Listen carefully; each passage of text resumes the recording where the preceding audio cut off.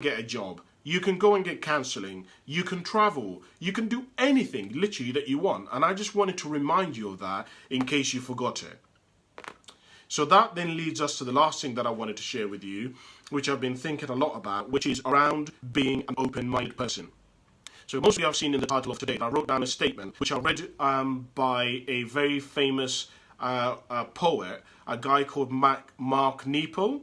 Mark Nepo wrote that statement, which is that in order for us to grow in life, one or two things usually happens. We're either broken open, or we will willfully shed. So in order for us to grow in life, we're either broken open or we willfully shed.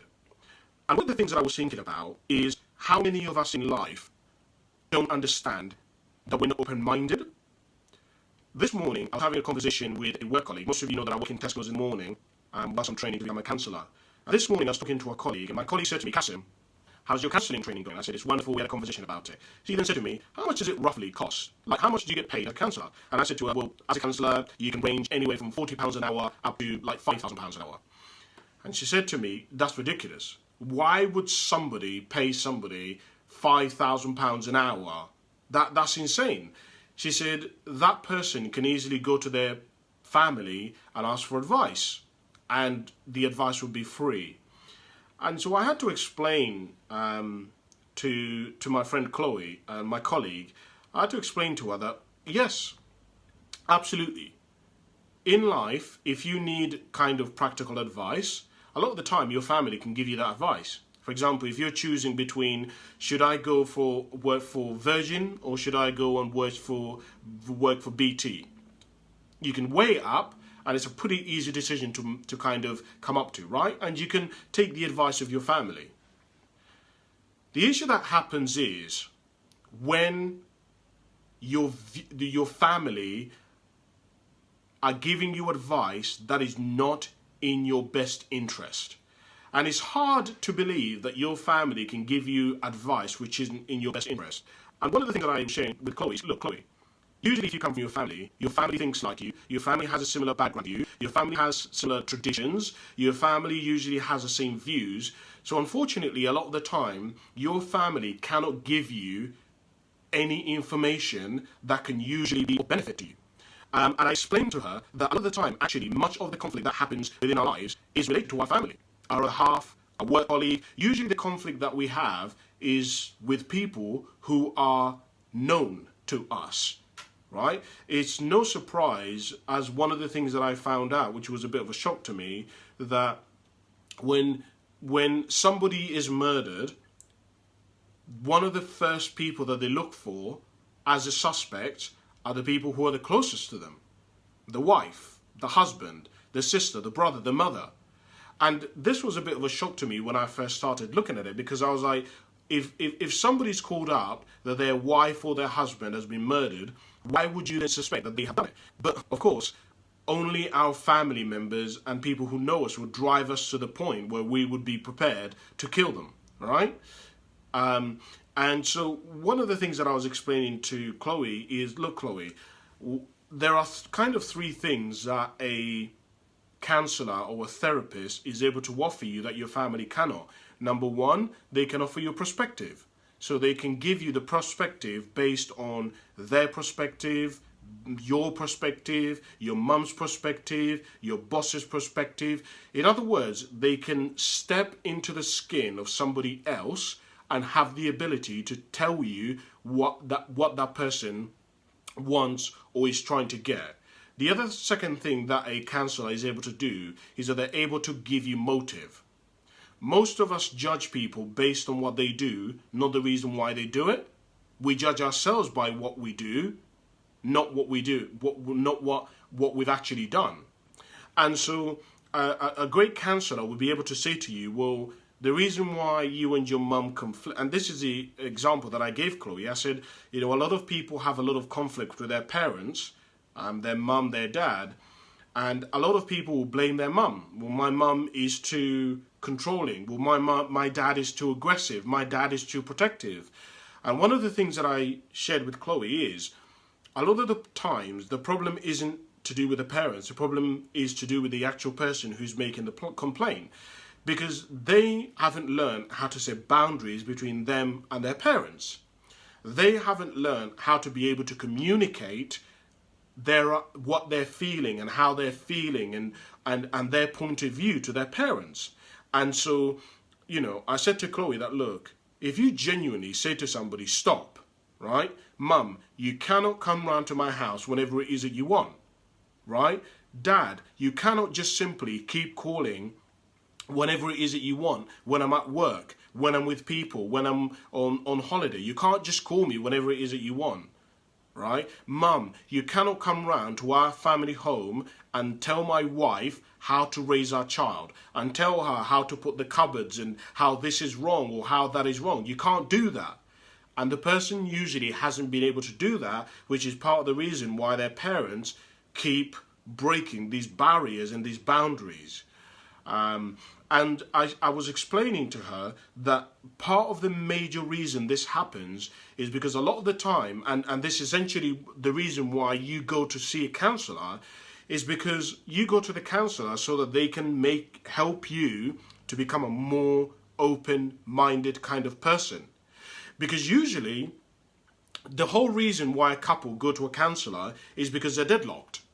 One of them sees the world in this way, and the other one sees the world in this way, and neither of them is willing to budge. They're both so focused on what they believe and what they say is right that they cannot see each other's point of view. And so the whole reason why they go to the counsellor is a counsellor essentially assists in opening their mind, in helping them to see the world from loads of different perspectives, from loads of different views, to understand people's motives, to understand that the reason why the wife, to help the husband understand that the reason why the wife is hypersensitive, every problem that occurs, everything that the man does is magnified, is because the man hasn't done anything to court her in the last year. He hasn't done anything for her. Right? He did something last year. He forgot Valentine's Day, didn't even buy her a card, and the woman still remembers that. And so everything that he does is taken to huge proportion and is exaggerated because she's still hanging on to what he did some 8 months ago, and he has long forgotten about it. But he never recognizes. And so as a result, she isn't interested in sex, which is part of the reason why their sex life is bad. And because she isn't interested in sex a lot of the time, he doesn't even bother courting her. He doesn't even bother doing anything to kind of get her in the mood. He doesn't make extra effort to make her a cup of tea. And then the counsellor will help her see that the reason why her husband is so cold is because she doesn't show him any affection. He doesn't feel like home is a haven, so that's part of the reason why he spends most of his time working extra hours recently, and it's part of the reason why he would rather go to the golf on Sunday and go to the football on Saturday, because he doesn't want the conflict, he doesn't want the arguments. But when he's with his friends at the football or the golf, they show him affection, they show him appreciation, which he's not getting in the home, because every time he comes home, it's conflict. Do you see what I'm saying? So what I would share with you guys is, and really is a point of what I started today is if you don't become an open-minded kind of person, eventually what will happen is that you will be broken open. We live in a world where we have to operate. In order for us to succeed, we have to operate against other people.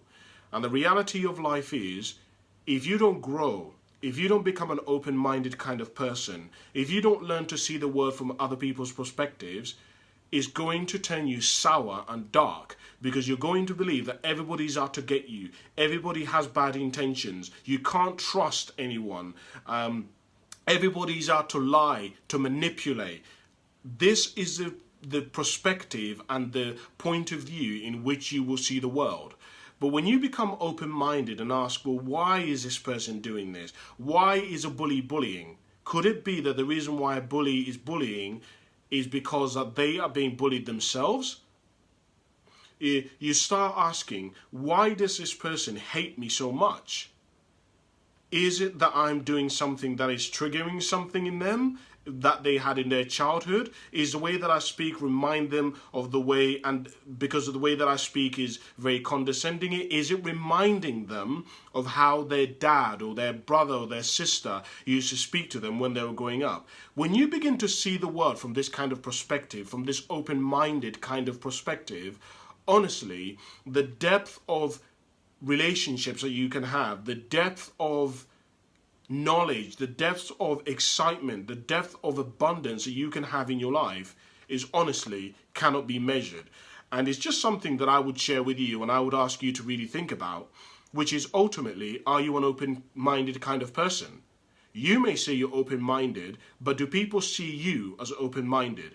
If somebody was in trouble, or if somebody was gay, or if somebody was experiencing a marriage problem, or if somebody was feeling suicidal, do you believe that they would find you a safe haven? That if they came to you and they told you their truth, that you would be somebody who wouldn't judge them, right? If somebody had told you, I don't know, that they've cheated on their wife, would you be the kind of person where they could come and share that with you and come and ask you for advice without you putting onto them your judgments, without you putting onto them your belief systems, and you could think rationally and you could be able to give them decent advice?